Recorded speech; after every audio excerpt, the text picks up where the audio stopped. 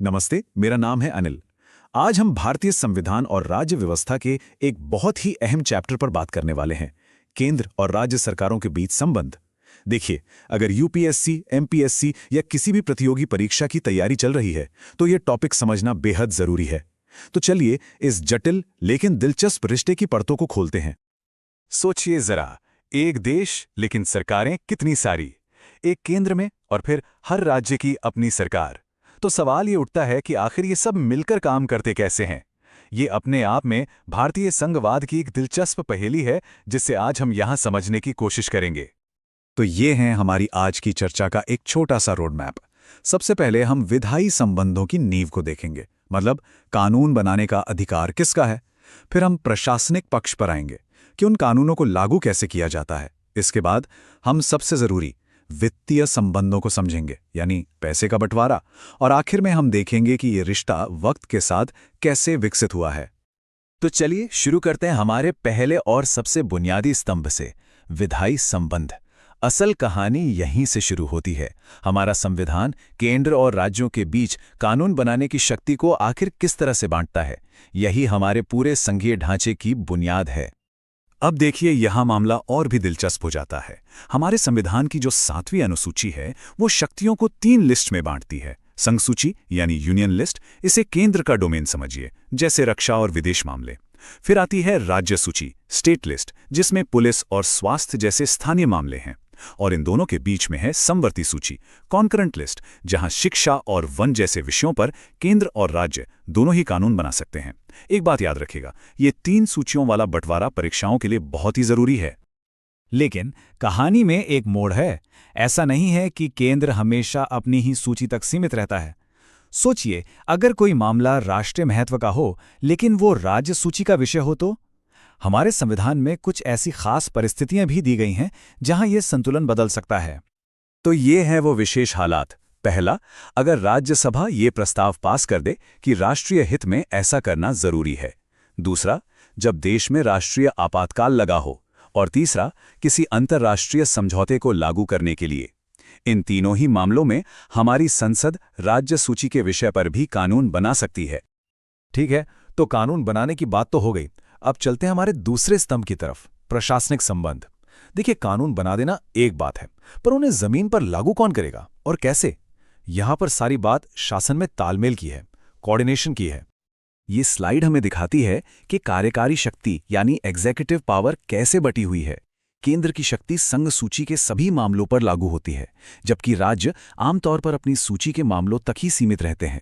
लेकिन यहां एक बहुत जरूरी बात है, केंद्र राज्यों को निर्देश दे सकता है और राज्यों को उन निर्देशों का पालन करना होता है। ये व्यवस्था इसलिए है ताकि राष्ट्रीय नीतियां पूरे देश में एक तरह से लागू हो सके।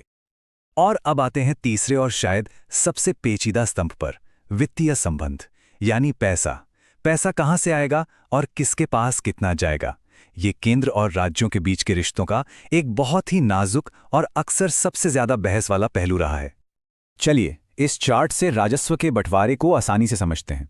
जैसा कि हम देख सकते हैं, ये एक मिलीजुली व्यवस्था है। कुछ टैक्स केंद्र लगाता है तो कुछ राज्य। फिर एक दिलचस्प कैटेगरी है जहां टैक्स तो केंद्र लगाता है, पर उसे वसूलने का काम राज्य करते हैं। और इन सब के अलावा केंद्र से राज्यों को ग्रांट्स इन एड यानी सहायता अनुदान भी मिलता है। ये सब मिलकर देश में एक वित्तीय संतुलन बनाए रखने की कोशिश करते हैं। ये टेबल हमें टैक्स लगाने की शक्तियों का एक और साफ नज़ारा देती है। मिसाल के तौर पर कॉरपोरेशन टैक्स पूरी तरह से केंद्र का विषय है। वहीं दूसरी तरफ कृषि आय पर टैक्स लगाना पूरी तरह से राज्यों के हाथ में है। और फिर अंतर्राज्य व्यापार पर लगने वाले टैक्स जैसे मामले हैं जिन्हें लगाता तो केंद्र है, लेकिन उससे होने वाली कमाई राज्यों के साथ भी साझा की जाती है। तो ये ग्रांट्स इन एड या सहायता अनुदान आखिर है क्या? इसे आसान भाषा में समझिए। ये केंद्र की तरफ से राज्यों को दी जाने वाली एक आर्थिक मदद है। इसका मकसद ये पक्का करना है कि देश के सभी राज्यों में, चाहे उनकी अपनी आर्थिक स्थिति कैसी भी हो, लोगों को मिलने वाली सेवाओं का एक न्यूनतम स्तर बना रहे। इन सभी बातों के साथ हम अपने अंतिम खंड पर पहुंचते हैं, एक विकसित होता संवाद। ये समझना बहुत जरूरी है कि केंद्र राज्य संबंध कोई पत्थर की लकीर नहीं है। ये एक जीवंत रिश्ता है जिसमें समय समय पर बहस होती है, समीक्षा होती है और बदलाव भी होते हैं। जब भी इस संवाद की बात होती है तो दो बड़े नाम हमेशा सामने आते हैं। सरकारिया आयोग जो 1983 में बना और फिर 2007 में पुंछी आयोग। इन आयोगों का काम ही यही था कि वे केंद्र राज्य संबंधों की गहराई से जांच करें और इस रिश्ते को बेहतर बनाने के लिए सुझाव दें। इससे पता चलता है कि ये विषय कितना गतिशील है। और ये जो कथन है, ये पूरी चर्चा का सार है।